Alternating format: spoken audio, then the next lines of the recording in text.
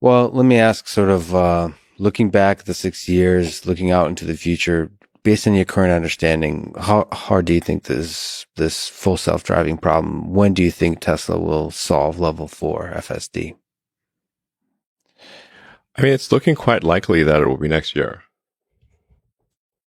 And what does the solution look like? Is it the current pool of FSD beta candidates, they start getting greater and greater as they have been degrees of autonomy, and then there's a certain level beyond which they can do their own, they can read a book? Yeah. So, I mean, you can see that anybody who's been following the full self-driving beta closely will see that the rate of disengagements has been dropping rapidly. So, like a disengagement be where the driver intervenes to prevent the car from doing something right. Dangerous potentially. So, so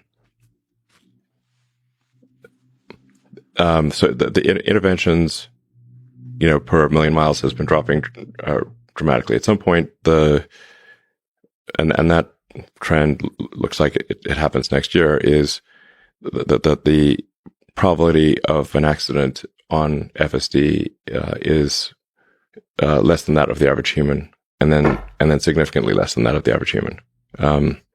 So it certainly appears like we will get there next year.